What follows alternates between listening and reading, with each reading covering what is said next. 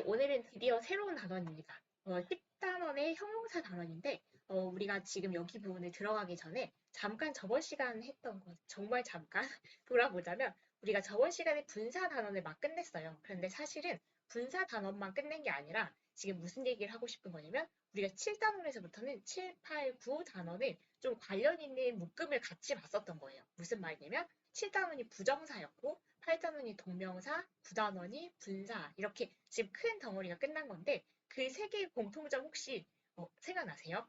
그 세 개의 공통점을 부정사도, 동명사도, 분사도 준동사라는 겁니다. 그래서 준동사는 뭐냐면 문장이 있을 때 주어 동사 할 때 우리가 그 동사를 체크할 때 준동사를 고르지는 않지만 그러니까 걔가 진짜 동사는 아니지만 그럼에도 불구하고 그 준동사인 부정사나 동명사나 분사는 일부 동사의 특성을 가지고 쓰이더라. 이런 게 있었습니다. 그래서 일단은 우리가 지금까지 큰 흐름 하나를 끝냈다. 그 얘기를 하고 싶었어요. 그래서 부정사, 동명사, 분사를 준동사를 넘어서 이제 오늘부터는 이 부분을 할 거예요. 그래서 지금 얘네들이 여긴 이제 10단원이 형용사, 11단원이 부사, 12단원이 비교구문 이렇게 나오는데 이것도 이제 하나의 큰 흐름이 됩니다. 그래서 우리가 준동사를 넘어서 왔듯이 얘네도 이렇게 좀 묶음으로 볼 수 있는데 무슨 말이냐면 오늘 보는 형용사하고 그 다음에 다음 단원에서 볼 부사는 이 두 개를 비교해서 내는 문제가 굉장히 많아요. 그래서 우리가 실제로 이제 영어를 할 때 약간 헷갈리는 부분이 있을 수도 있고 그래서 형용사를 이번 단원에서는 잘 알고 네, 부사를 알고 하면 이 두 개를 구분해서 쓸 수 있겠죠. 그래서 사실 이제 문법 시험 문제에서 형용사나 부사 중에서 이제 밑줄이 그어 있고 뭐 틀린 것을 골라라라고 하면 이 형용사 쓸 자리가 지금 형용사가 맞나? 여기가 혹시 부사를 써야 되는 건 아닌가? 그리고 부사가 만약에 밑줄이 그어 있다면 얘가 부사 쓰는 게 맞나? 형용사 쓰는 것이 아닌가? 이렇게 두 개를 많이 헷갈리게 해서 내기 때문에 얘네 두 개를 약간 상대적으로 이 두 개를 같이 구분해서 알아둬야 되겠다라는 생각을 하는 게 되게 중요합니다. 그래서 10단원 형용사 우리가 지금 알아볼 거예요. 그리고 11단원 다음 단원에서 볼 부사 이렇게 두 개를 알아보고 나면 12단원에서 나온 게 비교 구문이에요. 비교 구문은 뭐뭐만큼 아니면 뭐뭐보다 아니면 가장 뭐뭐한 해서 우리가 원급, 비교급, 최상급 이런 식으로 말을 하는데 이 비교 구문이 형용사, 부사 다음에 나오는 이유는 형용사하고 부사를 가지고 우리가 그 비교 형태를 만들거든요. 그래서 지금부터 이제 10단원, 11단원, 12단원 또 뭔가 이렇게 큰 흐름, 형용사, 부사, 그 비교 구문 이런 게 하나의 흐름으로 진행되겠구나라는 것을 생각하시면서 보시면 되겠습니다. 그래서 우리가 이제 오늘 역시 항상 시작할 때 전반적인 내용을 한번 슬쩍 보고 차례만 살펴보고 그 다음부터 구체적인 내용을 보죠. 그래서 오늘도 형용사에 대해서 어떤 내용을 형용사 1학년 과정에서 다루고 있나 그 정도만 살펴보는 시간으로 하겠습니다. 일단 첫 번째는 이제 이런 걸 할 거다라는 얘기 했고 우리의 진짜 핵심 내용은 이제 형용사인 거죠. 그래서 형용사가 뭔지 한번 생각해 보면 사실 다 알고 있어요. 근데 이렇게 설명으로 하라고 하면 조금 막연해서 그렇지 형용사가 뭔지는 이제 얼추 알고 있는데 조금 더 문법적으로 이렇게 개념적으로 설명을 풀어서 해보자면 사람이나 아니면 사물 이런 거의 상태, 성질 등을 나타내는 말이래요. 그래서 사실 상태나 성질을 나타내는 말, 이 정도를 기억해야 우리가 다음 시간에 형용사를 골라야 되는 그 부분에서 상태나 성질을 나타내는 말이니까 형용사를 골라야 되겠다. 이런 생각을 할 수 있기 때문에 뭐 사람일 수도 있고 아니면 물건일 수도 있지만 그런 것들의 상태, 어떤 상태냐 아니면 어떤 성질을 가졌나 이런 것들을 나타내는 말이 형용사래요. 그래서 여러 가지 품사를 우리가 배웠지만 이제 형용사라는 품사가 새로 나타난 거죠. 근데 사실 이렇게 말해도 무슨 느낌인지 잘 모르겠다 이런 생각이 들 수 있어서 예를 보는 게 훨씬 편해요. 그래서 우리 되게 흔히 알고 있는 형용사 얘 많죠. happy, sad, angry, big, small, hungry, soft, hard. 그래서 생각해보면 사람의 상태, 사람이 행복한 상태, 슬픈 상태, 화난 상태, 이런 감정 상태 많죠. big, small, 크기가 어떤지, 그리고 hungry, 배고픈 상태 뭐 이런 거고요. 아니 뭐 물건이 soft, hard, 부드럽고 딱딱하고 이런 물건의 성질을 나타내는 말일 수도 있겠죠. 그래서 이런 것들이 형용사구나라는 그 느낌을 가지고 가시면 되겠습니다. 그러면 이제 이게 형용사가 뭔지에 대해 설명을 해주는 거고 형용사의 한정적 용법과 서술적 용법 이렇게 돼 있죠. 근데 이건 사실 이제 말이 지금 좀 어려워서 그러는데 형용사는 어디 쓸 건가? 그게 굉장히 중요한 포인트가 되거든요. 그래서 형용사를 어디 쓰는지에 따라서 어디에다가 쓰면 한정적 용법이라고 부르고 어떤 위치에 쓰면 서술적 용법이라고 부르고 그렇습니다. 그래서 이런 말은 우리가 역시 PSSE 그 부분을 다룰 때 보기로 하고 우린 지금 그냥 이제 전반적으로 형용사를 어디 쓰는가라는 것을 크게 두 개로 한번 나눠서만 간단하게 생각을 해볼 거예요. 첫 번째는 여러분이 많이 알고 계실 내용인데 명사 앞에다가 씁니다. 근데 여기 명사 앞이나 뒤에 쓴다라고 하는데 사실은 명사 앞에 쓰는 경우가 훨씬 많으니까 일단 명사 앞에 쓰는 경우만 오늘은 보고 뒤에 쓰는 경우는 역시 이때 직접 우리가 이 구체적인 내용을 살펴볼 때 한번 그때 볼게요. 그래서 명사 앞에 쓰는 것은 우리가 굉장히 익숙해요. 그래서 보통 이제 형용사가 뭘 합니까? 라고 하면 형용사가 뭡니까? 라고 하면 보통 명사를 꾸며주는 말 이렇게 많이 말하거든요. 그렇게 쓰이는 형용사인 거죠. 그래서 tree라고만 해도 되지만 나무 한 그루 해도 되지만 이 나무를 설명해주는 말, 이 나무의 상태, 나무의 성질 뭐 이런 거 설명해주는 말, 꾸며주는 말, 명사를 꾸며주는 말, in tall 이 형용사를 이 명사 앞에다 쓴 거죠. 그래서 a tall tree. 그래서 tall 명사 앞에다가 이렇게 형용사를 쓸 수 있구나, 명사를 꾸며주는구나 이렇게 보시면 되겠습니다. a box 그냥 상자 하나 해도 되지만 a small box. 그래서 box라는 그 명사를 꾸며주는 말이어서 이 명사 앞에서 이렇게 꾸며줄 수 있겠구나 형용사가. The round clock. 그래서 역시 the clock 그냥 시계라고 하면 되지만 그 시계를 꾸며주는 말 명사 앞에 써서 the round clock. 그래서 이렇게 둥근 시계, 동그란 시계 이렇게 꾸며주는 말. 명사 앞에서 명사를 꾸며주는 말로 형용사가 이렇게 쓰일 수 있구나 보시면 되고 역시 다 아시는 거죠 이 부분은. 그리고 두 번째로 형용사가 쓰일 수 있는 위치, 중요한 부분이 보어 자리에 쓰인다는 거예요. 이제 여러분 세뇌되셨죠?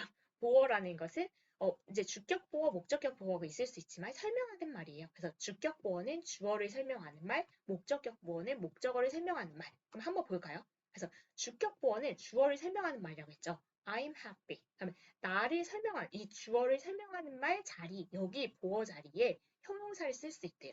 이 부분은 사실 굉장히 문제가 많이 나오는 부분이어서 이 보어 자리는 중요한 부분이에요. 주어를 설명하는 말이니까. 그래서 꼭 써야 되는 성분이니까 얘는 형용사로는 쓸 수 있는데 부사 안 됨 이거 많이 나옵니다. 그래서 여기 I am happily 이렇게 쓰면 안 되는 거죠. 부사라는 것은 역시 부사 단어에서 배우겠지만 이게 덧붙여주는 거거든요. 그래서 수식어, 그래서 문장에서 꼭 필요한 성분이 아니라 그냥 뭔가 추가적인 의미를 주기 위해 쓰는 거기 때문에 이렇게 주어를 설명해주는 말처럼 굵직한 자리, I am으로는 문장이 성립하지 않거든요. 굵직한 이 보어 자리, 주격 보어 자리, 주어를 설명하는 말, 이 보어 자리는 형용사를 써야 되지 부사는 안 된다라고 생각하시면 되겠습니다. 이 정도만 해도 이제 문제가 막 나와요. 그럼 이 밑에는 지금 이건 목적격 보어가 있어서 가지고 온 예문인데요. Mom made me happy. 그러면 엄마가 나를 행복하게 했다. 그래서 여기 동사 다음에 목적어, 목적격 보어. 목적격 보어는 목적어를 설명하는 말. 그러면 엄마가 나를 행복하게 한 거죠. 그래서 지금 내가 행복한 상태가 돼서 지금 여기 지금 목적격 보어, 목적어를 설명하는 말이 목적격 보어 자리에 보어 자리니까 형용사 쓸 수 있구나. 역시 아까와 같은 이유로 부사 안 됨. 이걸 자꾸 강조하는 이유는 이게 문제로 나오면 이게 우리말로는 정말 이게 잘 맞아떨어져요. 엄마가 나를 행복하게 만들었다. 이게 더 체크하기 쉽거든요. 그래서 이게 영어적인 틀로 영어는 이렇게 쓰는 거다. 영어는 이 구조에서 목적어를 설명하는 말이 목적격 보어고 보어 자리에는 우리가 형용사를 쓰기로 한다라고 알아둬야지 따로 알아두지 않으면 한국말에 확 낚일 수가 있어요. 그래서 기억하기로 해볼까요? 형용사를 쓰는 위치가 두 개인데 크게 첫 번째는 명사 앞에서 그 명사를 바로 꾸며주는 이런 역할을 하고요. 그리고 보어 자리에서 보어 자리라는 것은 주어를 설명하는 주격 보어일 수 있고 목적어를 설명하는 목적격 보어일 수 있는데 그 보어 자리에서 얘네들 각각 설명해주는 말로 쓰일 수 있구나. 그래서 이렇게 두 가지 그런데 이 부분이 더 문법 문제로는 많이 나와요. 특히나 목적격 보어 같은 경우는 여기 이렇게 해서 happy, happily 중에 골라라 이런 문제 많이 나오니까 기억을 해두시면 되겠습니다. 그래서 형용사가 뭔지 그리고 형용사가 쓰이는 위치가 어떻게 되는지 하고 이거는 역시 형용사가 뒤에서 이렇게 대명사를 꾸며준다 하는 내용인데 이건 이 뒤 볼 때 우리가 구체적인 내용에서 같이 보도록 하고요. 여기도 지금 살펴보지는 않을 거예요. 수사라고 해서 지금 온갖 잡다한 숫자 관련된 내용이 다 나왔죠. 기수, 서수, 정수, 전화번호, 분수, 소수, 시각, 연도, 날짜, 금액, 온도.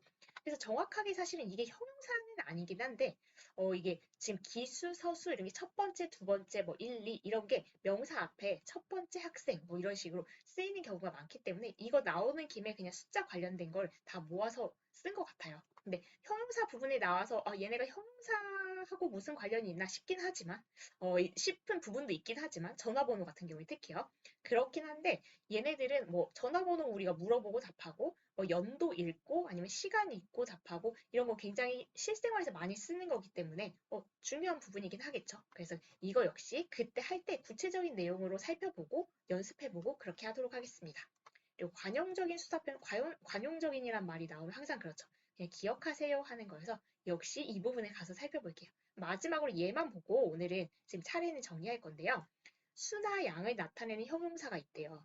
형용사의 종류 중에서 어떤 숫자 아니면 양의 개념, 얼마나 많은지 적은지 그런 숫자나 양을 나타내는 형용사가 따로 있나 보구나 라고 하는 내용인데 그냥 쓱 훑어보면 알 것 같아요. many, much, a few, a little, 아니 few, little, some, any, no 이런 건데 여기서 하나 조금 더 깊게, 살짝만 깊게 들어가 보려고 합니다.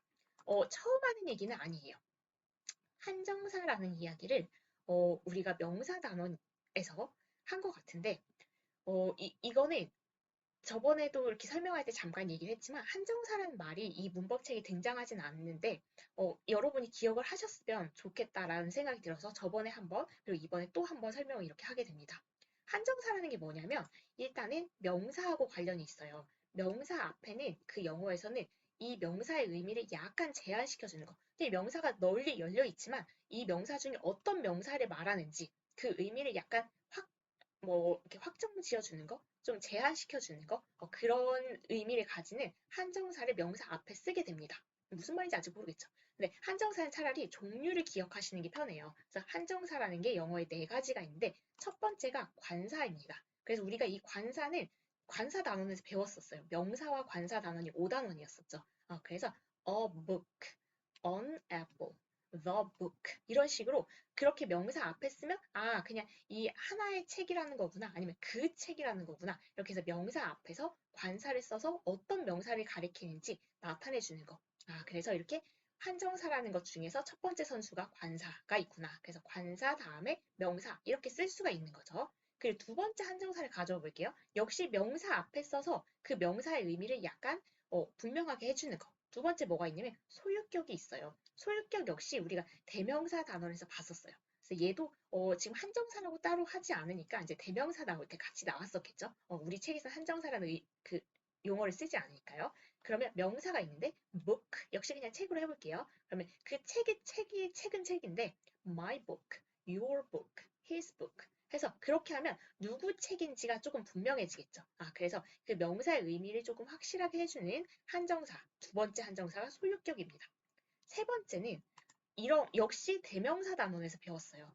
this, that, these, those. 얘네들은 지시 대명사라고 해서 그냥 얘를 명사를 대신하는 말로 쓸 수도 있지만 역시 지시사 그 부분에서 지시 형용사처럼 쓰기도 합니다. 라고 해서 this book, that book, these books, those books 이렇게 썼다는 거죠.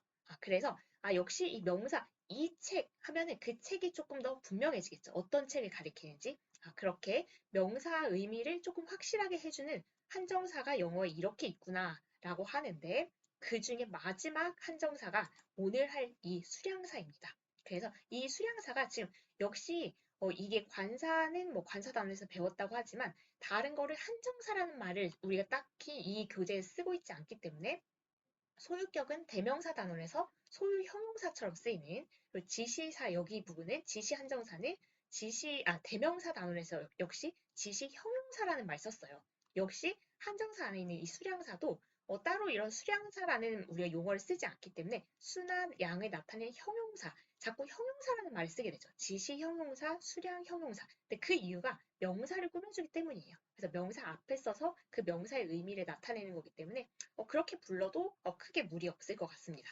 그래서 여기 수량사가 지금 수량사 다음에 명사, 한정사 중에 하나로 명사 앞에 쓰이는 형용사 같은 애구나. 수나 양을 나타내는 형용사 같은 애구나. 그래서 이 부분에 대한 내용이 이제 이 형용사 단원 안에 들어있는 거예요. 그래서 보는 김에 한번 보고 싶었어요. 한정사 부분이 우리가 지금 이제 배웠던 것들이 쭈르륵 나오는데 명사 앞에 영어에서 올 수 있는 게 한정사다. 네, 명사 앞에서 한정사라는 것은 어떤 역할을 해주냐면 그 명사는 명사인데 이 명사가 어떤 애인지 조금 더 구체적으로 말을 해주는 거죠.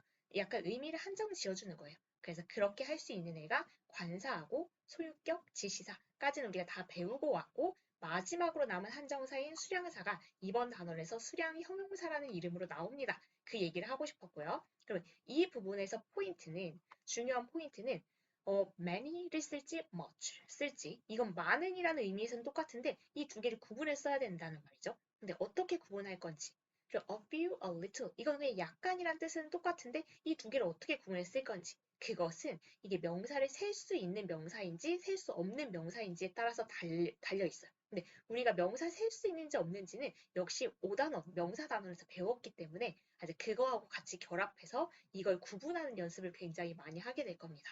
그래서 사실상 여기 부분에서 문제가 많이 나오는 부분은 이것과 이거죠. 그래서 잠깐 정리를 해볼게요. 우리가 지금 이제 형용사 단원에 도착을 한 거죠. 힘들게 왔어요. 10단원이에요. 벌써 10단원이에요.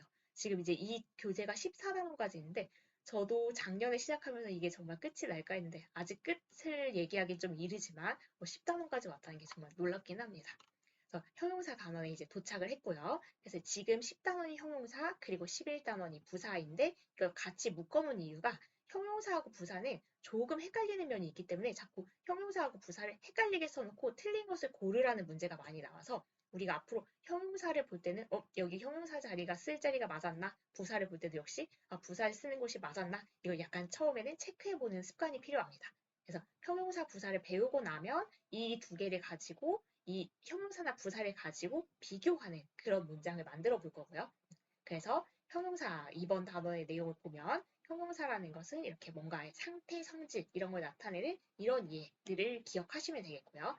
형용사에 쓰는 위치는 첫 번째로는 명사 앞에서 명사를 꾸며주는 말, 그리고 두 번째는 보어 자리에서 주격 보어면 주어를 설명하는 말, 목적격 보어면 목적어를 설명하는 말, 그 자리에 형용사를 써야지 부사 쓰면 안 된다라는 거하고 우리가 명사 앞에 쓸 수 있는 한정사라는 게 있는데 한정사의 첫 번째는 관사, 두 번째는 소유격, 세 번째는 지시사 이런 것들도 다 명사의 어떤 명사를 가리키는지 그 의미를 조금 더 분명하게 해주는 역할을 했는데 마지막 한정사 중에 네 번째 마지막 수량사에 대한 게 이제 수량 형용사라는 이름으로 이번 단어에 나오게 되고요.